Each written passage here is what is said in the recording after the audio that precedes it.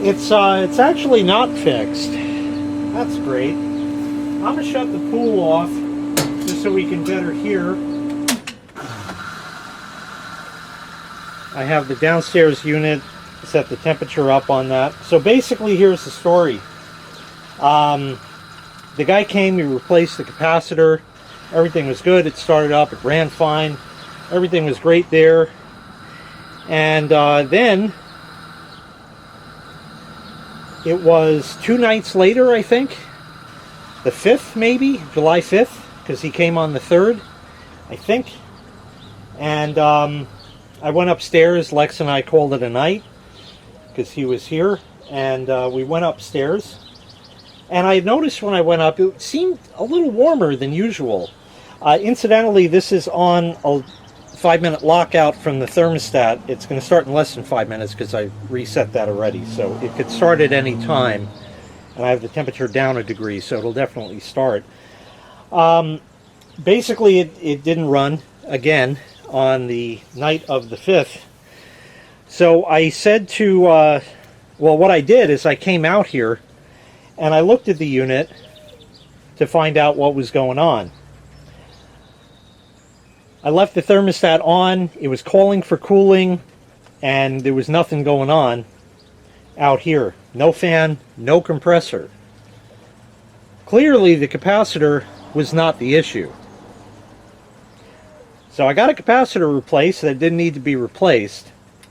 And I didn't get a chance to look it up. ESDI and 4 numbers. I'll put a link in the prescription there. He had commented and said that if the fan out here had stalled, there's no way the indoor unit coils would have frozen up. What would happen is this would keep going, keep going, keep going. Inside is blowing just fine, so it's blowing all that cold into the room, so to speak. And the refrigerant is cycling through and it's doing its thing. And what would happen is the compressor would run and run and run, and it can't get rid of the heat. And it's like a car that the radiator fan isn't working or the fan belt snapped on.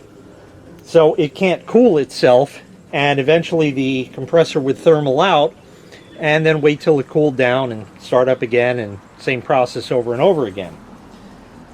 So that makes good sense. That also indicates that the previous 2 times, right before I called the AC deck, we had no fan and no compressor going on here. That has to be the answer in this case. No fan and no compressor. When the Dick was here on the 3rd, there he goes. When the Dick was here on the 3rd and he replaced the capacitor, he had asked me to turn the thermostat on because I had it off. So I turned it on, I came out here, and he already had the disconnect pulled. And I should have said to him, put the disconnect back in. I want to see it run with no fan just to verify what you're saying, because I didn't see it. I think that there was no fan and no compressor when he tested it, but it is entirely possible that that happened. So Lex was still here. We had just gone upstairs, so I knocked on the door and I said, Lex, you might want to kick that window rattler back on because the AC took a shit again. So he said, oh, okay, that's great. So what I did is I cycled the thermostat, turned it off, turned it back on. Again, 5-minute lockout on that. And he said, I said, I'm going back outside to see what happens, to see if I can hear the contactor clunk, and then it not starting, or maybe the contactor not doing that. So he said, well, I'm not doing anything, so let's both go out there. I said, fine. We came out here, and we waited, and a couple minutes later, the lockout expired, and it started up. It ran just fine, and it's been running fine for a week. 275 for a capacitor is steep. It was sort of an emergency situation because I had people and I didn't have time to diagnose it and all that stuff. yeah, the pros aren't the pros, really. Yeah, because if the compressor didn't run, the guy should have said, oh, well, that means that you got two things going on, and what's the common denominator? Well, I like to give credit where credit's due, and we didn't even open the unit, but Lexmark said it's probably the contactor. So I called the AC dick back up, and I said, hey, still no cooling. He said, oh, shit. I said, listen, I troubleshot this myself, and I'm pretty certain that the contactor is the problem. And I gave him a line of bullshit where, you know, I pressed the thing on the contactor after it was already pulled in, and then it started up, which would indicate burned contacts on the contactor. Well, this time I had him save the old contactor, and I don't know if you can tell, there's not really a great shot of that, but they do look pretty damn burned. That's the thing that pushes in like that. And I told him I jammed on that and it worked, which would make sense that, you know, if you give it a little more pressure or something, it'll wiggle around enough to just make connection and start up, so it's intermittent. So anyway, he says, well, yeah, I mean, we can replace the contactor for you. So he showed up today, and he brought like an AC twerp. Nice kid. He's learning. The guy did the work. I think he's the owner of the company, older guy. And he went and opened this thing up, and it was like a fucking bull in a china shop. He zipped everything out quick, and I mean, you've been doing it for years, so you know what you're doing. I get that. But he was just manhandling these connectors, just rip, just pulling them off by hand. Obviously, the disconnect's out. Just pulling all this shit out by hand. I'm like, oh man, guy, use a screwdriver. Do it right. Well, it turns out, there's one he broke off. Broke the wire clean out of it. So he had to replace that connector. He had a box of them. That's fine. No problem. But he also found this as one of the connectors. Besides the fact that it's very tarnished and maybe even rusty, that wire is burned. Now, after the guy came the first time, Lex and I opened this up and we looked in there, and this didn't stand out to us at all. Maybe when the first guy was here, this didn't stand out to him either. So I said to the guy that was here today, well, if this wire was burned like that, this is immediate cause for replacement. Obviously, this can't be good. And you would replace that as part of the service, you know? And he said, well, it could have happened after the fact. I guess, right? I guess if it's not making a great connection and it's drawing excess current, if this is the compressor wire, and I don't know that for a fact, because I didn't look at the wiring diagram, but if orange is usually the color on these old Rheems, yep, that would make good sense. That if we had a shitty connection here, that could cause excess current here, plus the dodgy looking terminal, and there we go. So I saved the old contactor. It definitely looks worn, but it was working for a week. It was working for a week. So that being the case, perhaps just the guy replacing the capacitor, just jiggling the wires around it, just bumped it enough, you know, it disturbed it. So it wasn't hitting the exact same spot on the contactor, just a micron off. And there was enough to make contact right there, and then it crapped out again. Now, it's actually kind of, in retrospect, a good thing this happened, because we all know this is bad. We all know this is really bad. So, even if that never happened, chances are good this would have crapped out again, and then I would have been basically shit out of luck. It could have been a month, it could have been 2 months, it could be next year. I don't know when that's going to blow, but it certainly didn't look good. So that's the long and short of the story. The contactor is now replaced. I'm not going to pull the cover off because there's really no need to. I saw him hook it all up. He pretty much did it by memory, and then he said to the kid, he handed him the cover and said, take a look at the wiring diagram and make sure I did this right. And he looked at it and he said, yep. Okay, fire it up. So I went inside, turned the thermostat on, and plugged the disconnect in. And I was standing here when he plugged it in. The compressor did sound like it started stronger. This time, right now, when it started, betterer, maybe not perfect, but this always started a little wonky, where you kind of heard the contactor slam, and then, gah, boom. It always had that little, like, I gotta get going kind of thing. Now, why would this happen and all that? This contactor was replaced 10 years ago, when I had a different AC dick come here, and that guy was cool. Met him at Tiny Middle. He fixed the AC there, and he was the only tech who was actually able to do it.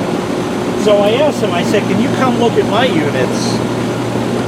So he did. He came, he hooked his gauges up to both of them, and he said, these contactors go bad all the time, so I'm going to replace them both for you. And he replaced both the contactors in both units 10 years ago. He also hooked his gauges up to both and discovered that the upstairs was just the tiniest bit, or as he called it, a tad low on charge. So he did put some gas in there, and that was back before, while we still had R22 available. So it really wasn't a big deal. And the guy was awesome. He's like, 50 bucks. Yeah, that's a far cry from $275, but that's what he wanted. Okay, I'm down. I gave him the 50 bucks, and here we are 10 years later, and this is what happened. But it appears now that everything is working, and I can finally pull that window rattler out and have the house look normal again. I'm going to return that to Walmart, and while it's not nice to do that, like I kind of borrowed the unit, I was in a pickle at the time. I was in the slime at the time, but I was in a pickle at the time because Lex was here, and I had to get that other portable unit from Joe that you saw. There's links in the description, all the previous videos on this series. It was just a stopgap measure, and I'll give the unit back to Joe, of course. And as far as the Walmart unit, I would keep it. It's a nice small unit, and during the day it would make it tolerable in the room. Not really cool, but you know, definitely a reprieve. It's only a 5,000 BTU, and that room being upstairs, that needs an 8, maybe even a 10, but I don't know what could actually fit in that window. Long and short of that is, I know the unit is undersized, but by the time it hit night and everything cooled down a bit, it got downright cold in that room, so it could do it. It really could get away with it. Not really during the day, and you got to size the unit appropriately to that. Most people don't do that. The big fat dumb American consumers, they buy the cheapest shit, throw it in the window, and then get pissed when it breaks 45 days later. As much as I would prefer to keep that unit from Walmart and have it just as a backup, like I said, it's small enough, it does the job acceptable enough to get by, okay? The thing that worries me is that units today are junk. We saw it, we looked at it, you saw that in the series. It is a piece of crap, we get that. But it did work as intended out of the box. The thing I'm worried about is people tell me all the time they buy dehumidifiers these days, and within a couple of years the charge leaks out, and it doesn't work anymore. Well, the air conditioner is made by the same factories in China, using the same compressor, same coils, same poor soldering techniques, or brazing, would you say? Excuse me. So I don't want to hold on to that unit, and 5 years from now this goes out again and I stick it in the window only to find that it crapped out, or it's barely cooling because some of the charge leaked out. So it's more of a safety measure, safety net for me, as it was, like I said, because Lex was coming, this was an emergency and all that. We went to Walmart.com and clicked on the cheapest one, buy now, curbside pickup. They threw it in the car and home, and there was AC within a matter of like 2 hours, which we could have gone to the store, taken it off the floor and done that, but same difference. It was just so much easier to do that. So while it is within my right to return it, it's not necessarily polite to do so because it did serve its purpose. But I'm going to return it just on the fact that I can't take that chance that, again, in the future, if this cuts out, it's going to be not working. I can't take that chance.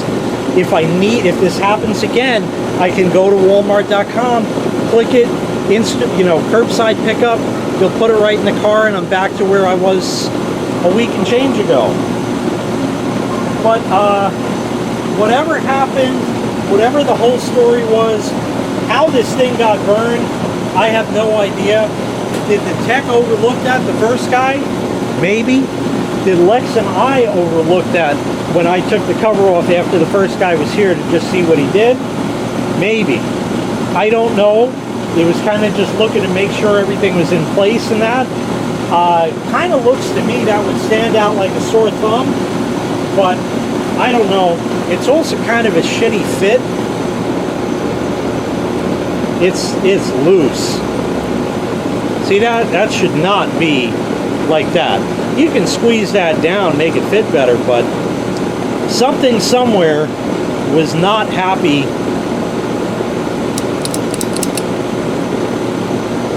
I got a contactor that's old and used, and a burnt connector and a broken off connector. He replaced those and maybe one or two others. I don't remember. But it's working now, and I think this is going to be it for this shit show of what happens when your AC cuts out. Now, I'm fortunate in that the old 4 tons right here, so I still have AC. And again, there's still the Walmart deal that can always be done. But for people that only have one unit, woof, that's really a hardship. I had it bad, but they had it worse, and I feel for them, because nowadays AC is sort of a necessity. Never used to be when I was a kid, but kind of is now. Is that global warming and all that? I don't know. It doesn't seem like it in the winter to me. But long and short, it's running again. Everything's good. New contactor, new capacitor. Wires are intact in that. And we can get rid of that other crap and call this case closed. Thanks so much for watching. I really appreciate it. Make sure you click like.